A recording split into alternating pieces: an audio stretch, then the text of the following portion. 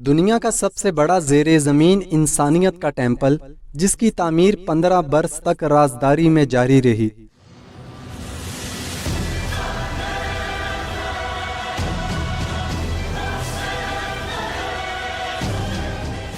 محمدی Islamic channel کی videos میں ایک بار پھر سے خوش آمدید۔ ناظرین، سن 1979 میں اٹلی کے پہاڑی سلسلے ایلپس میں ایک چھوٹی سی برادری کے 28 افراد نے رات کے اندھیرے میں سب سے چھپ کر پہاڑ کھودنا شروع کیا۔ ان کا مقصد دنیا کا سب سے بڑا زیر زمین ٹیمپل بنانا تھا، اور جب کئی برسوں بعد انہوں نے اپنا کام ختم کیا تو یقیناً انہوں نے ایک شاندار اور زبردست کام کر دکھایا تھا۔ 5 منزلوں پر 9 آرائشی کمرے جو کئی 100 میٹر طویل سرنگ سے جڑے ہوئے ہیں، ایک 3 جہتی کتاب کی طرز پر تعمیر کیے گئے تھے، جن میں موجود فن پارے انسانی تاریخ بیان کرتے ہیں۔ باریس ایلیبورو، جو دام نہور میں پیدا ہوئے اور آج اس کے سفیر ہیں، نے بتایا کہ آج یہ حقیقت کا ایک مرکز ہے۔ یہ دام نہور کا تاریخی مرکز اور بین الاقوامی فیڈریشن کا دارالحکومت ہے، جس میں دنیا بھر سے 1500 افراد کی 5 کمیونٹیز رہتی ہیں۔ اس ماحول دوست اور روحانی برادری کا نام قدیم مصری زیر زمین ٹیمپل دام نہور کے نام پر رکھا گیا ہے، جس کا مطلب روشنی کا شہر ہے۔ یہ افسانی دیوتا ہورس کے لیے مختص کیا گیا تھا۔ یہ اطالوی شہر ٹیورن سے 50 کلومیٹر شمال میں واقع ہے، اور اس کی بنیاد اطالوی فلسفی اوبرٹو ایرائیڈی نے رکھی تھی، اور جس نے اپنا نام مصری قدیم دیوتا کی مناسبت سے فالکو ٹراساکوز رکھ لیا تھا۔ یونیورسٹی آف ٹیورن میں سوشیالوجی آف ریلیجن کی پروفیسر سٹیفنیا پالیسانو کا کہنا ہے کہ فالکو کو اس کے اکثر پیروکار ایک غیر معمولی مخلوق سمجھتے ہیں۔ وہ کہتے ہیں کہ ان کے لیے یہ ایک مستقبل کی دنیا کا شخص ہے، جو اپنے جادوئی مشن کے ذریعے زمین اور اس کے باسیوں کو بچانے کے لیے آج کے زمانے میں واپس آیا ہے۔ اور اپنے فرقے کے ابتدائی برسوں کے دوران دام نہور برادری کے لوگوں نے ٹریول کیبنوں کا استعمال کرتے ہوئے وقت کے دھارے میں سفر کرنے کے بارے میں بات کرتے تھے، اور جو وجد کی انتہائی کیفیت پر پہنچ جاتا وہ ٹائم ٹریول بن جاتا تھا۔ فالکو نے دعویٰ کیا تھا کہ وہ 600 برس مستقبل سے ہو کر واپس آیا ہے تاکہ انسانیت کو تباہی سے بچا سکے۔ اس نے یہ بھی دعویٰ کیا تھا کہ اس نے ماضی بعید میں بھی سفر کیا تھا اور ایک ایسی برادری یعنی فرقے کی بنیاد رکھی، اور اپنی قیادت میں اس کی ترقی کی حوصلہ افزائی کی، جو اٹلانٹس کی افسانوی تہذیب بن جائے گی۔ ان دعووں کے باعث آپ کے ذہن میں بہت سے شکوک جنم لے سکتے ہیں، لیکن حقیقت یہ ہے کہ ماضی قریب میں اس نے ایک ایسے فرقے کی بنیاد رکھی تھی جس کا طرز زندگی کا اپنا ہی فلسفہ تھا۔ پروفیسر پالیسانو، جنہوں نے برسوں اس فرقے کے متعلق تحقیق کی ہے، وضاحت کرتے ہوئے بتاتے ہیں کہ دام نہور دنیا میں منفرد برادری ہے۔ یہ دنیا کے وہ انسان ہیں جنہوں نے اپنی پرسکون زندگی کو چھوڑنے کا فیصلہ کرتے ہوئے ایک مشکل مشن کا بیڑا اٹھانے کا فیصلہ کیا۔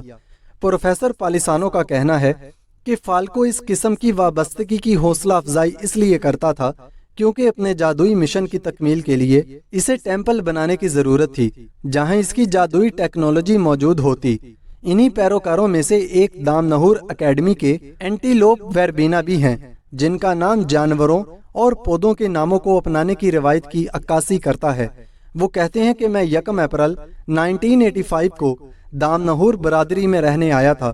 میرا پہلا دن بہت دلچسپ تھا کیونکہ اس وقت یہ ایک ایسی جگہ تھی جہاں آپ کو پہنچنے پر اپنی تمام چیزیں باہر چھوڑ کر ایک ایسی حقیقت میں رہنا شروع کرنا تھا جو بہت زیادہ اسرائیلی آبادی کیبوتس جیسی تھی۔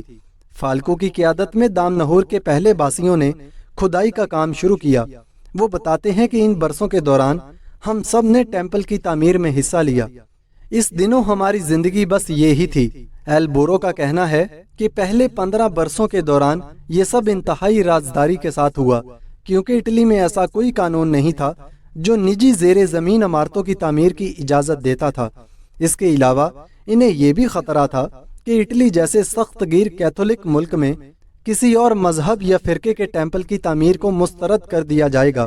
اس لیے انہوں نے کبھی بھی اس ٹیمپل کی تعمیر کے لیے کسی اجازت نامے کی درخواست نہیں دی اور خفیہ طور پر اپنے منصوبے کو آگے بڑھایا۔ رفتہ رفتہ بہت سے لوگ جو اس مثالی معاشرے کی تشکیل اور زمین کی حفاظت اور احترام کے نظریے پر یقین رکھتے تھے، ان کے ساتھ جڑتے گئے، اور تھوڑا تھوڑا کر کے وہ مزید زمین یا جائیدادیں حاصل کرتے گئے۔ اس برادری کی ضروریات کو پورا کرنے اور روزی کمانے کے لیے انہوں نے بیکریوں، انگور کے باغات، کتابوں کی دکانیں اور اسٹورز پر مشتمل چھوٹے چھوٹے کاروبار قائم کیے۔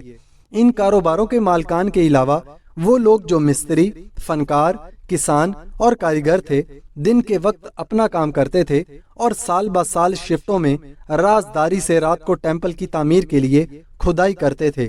تمام تر احتیاطی تدابیر کے ان کا یہ راز بلاخر افشا ہو گیا، جو جولائی 1992 میں جب اس ٹیمپل کا بیشتر کام مکمل ہو گیا تو اس وقت دام نہور پر سرکاری حکام نے چھاپا مارا اور انہیں دھمکی دی کہ ہمیں ٹیمپل دکھاؤ ورنہ ہم پورا پہاڑی علاقہ اڑا دیں گے۔ جب فالکو اور ان کے پیروکاروں کے پاس کوئی حل نہ بچا تو انہوں نے مجبوراً ٹیمپل کو بچانے والا خفیہ دروازہ کھول دیا۔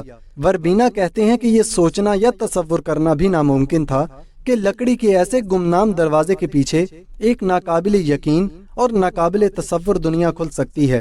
سرکاری پروسیکیوٹر اور 3 پولیس اہلکاروں نے سونے کے پتوں سے آراستہ ستونوں والے مخصوص کمروں کا دورہ کیا۔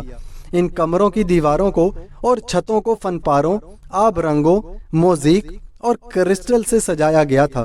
دام نہور کی رہائشی ایسپرائڈ اناناس نے اپنی کتاب دام نہور انسانیت کے ٹیمپل میں لکھا ہے کہ یہ ناقابل یقین تھا۔ وہ بارود کے ساتھ آئے تھے، لیکن جب انہوں نے ہر ایک چیمبر کو دیکھا اور اس میں موجود موروثی حکمت کو سمجھنا شروع کیا تو ان کی آنکھوں میں آنسو آ گئے۔ 9 چیمبروں کو دیکھنے کے بعد ہمیں اس پر نقش نگاری جاری رکھنے لیکن مزید کمرے نہ بنانے کا کہا گیا تھا۔ اگلے چند سالوں میں دام نہور کے باسیوں نے ایک سیاسی اور قانونی جنگ لڑی جو 1996 میں اپنے زیر زمین ٹیمپل کو برقرار رکھنے اور اسے دوبارہ کھولنے کی سرکاری اجازت کے بعد ختم ہوئی۔ اناناس کہتی ہیں کہ ہم نے اس ٹیمپل کو بچانے کے لیے 1 لاکھ لوگوں سے دستخط کروائے۔ وہ کہتی ہیں کہ اس ٹیمپل کا ہر کمرہ ہماری زندگی کے ایک مختلف باب کے بارے میں بتاتا ہے، اپنی ذات سے، ماحول کے ساتھ، وقت کے ساتھ، زندگی اور موت کے ساتھ کلام کرنے کا ہمارا طریقے کو بیان کرتا ہے۔ لہٰذا ہمارے نظریے کے مطابق یہ انسانی روحانیت کا انسائکلوپیڈیا ہے۔ امید ہے محمدی اسلامک چینل کی یہ ویڈیو بھی آپ لوگ بھرپور لائک اور شیئر کریں گے۔ ملتے ہیں اگلی شاندار ویڈیو میں۔